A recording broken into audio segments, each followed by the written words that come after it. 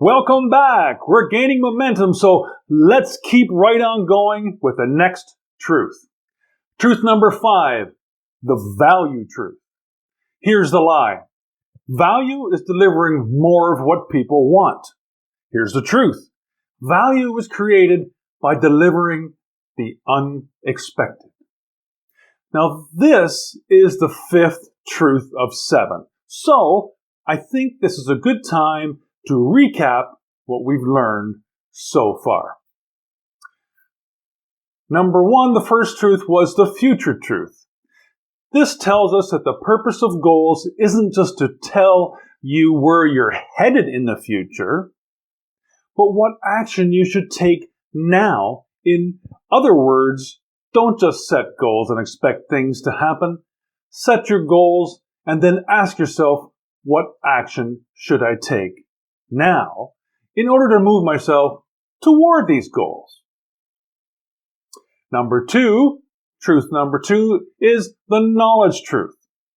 This states that in most cases, we don't need to know more.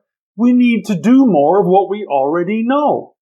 So for example, instead of instantly thinking you need to take another course or read another book to gain more perceived knowledge, ask yourself, am I doing what I already know?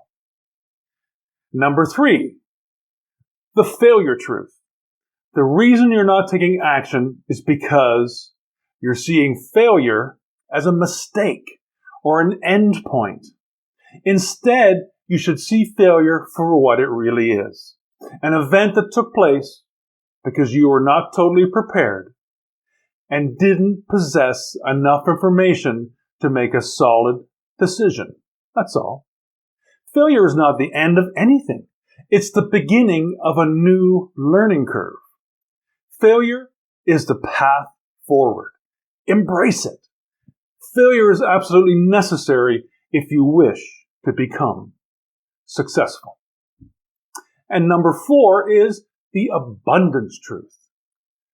This truth states that you must give or create abundance for others first before you can receive.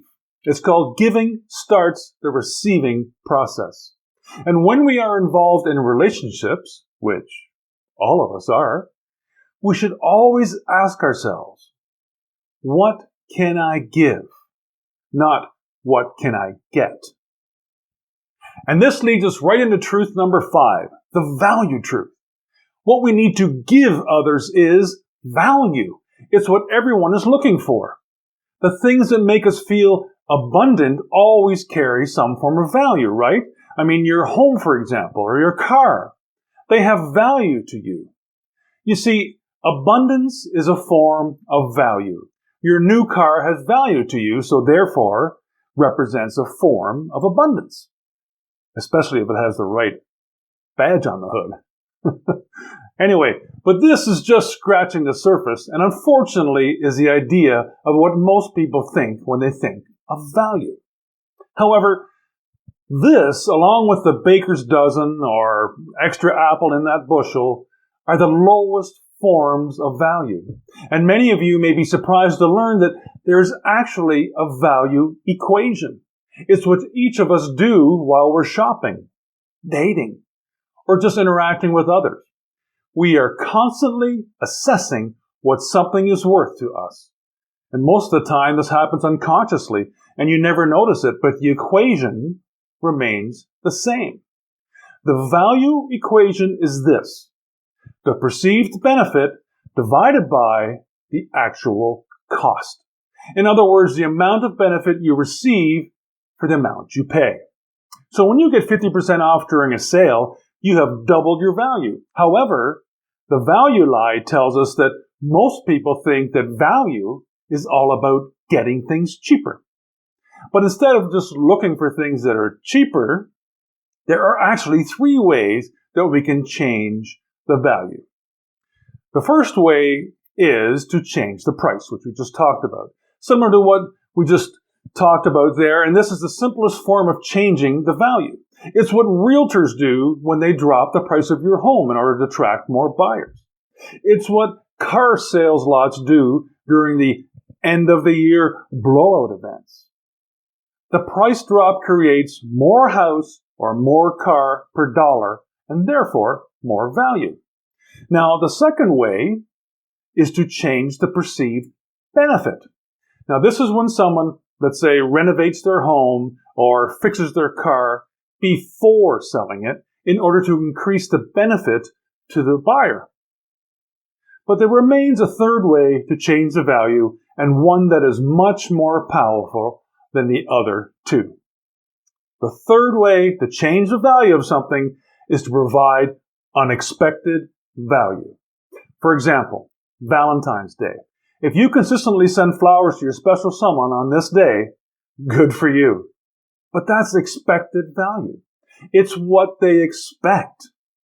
If, on the other hand, you sent your favorite type of flowers, not on Valentine's Day, but a different day, and for no particular reason, and then you combine this with a night out or a nice dinner at home, then that is unexpected value. How do you think this unexpected value might make them feel? How would it make you feel? Much more special, right? Can you see how much more value this brings? But just to be on the safe side, though, you may want to send flowers on Valentine's Day, too. That's a pro tip, by the way. Now, remember that we talked about all the things I did for my clients that nobody else was doing in the abundance section, right? And when I was in real estate. It created abundance for me because I created unexpected value.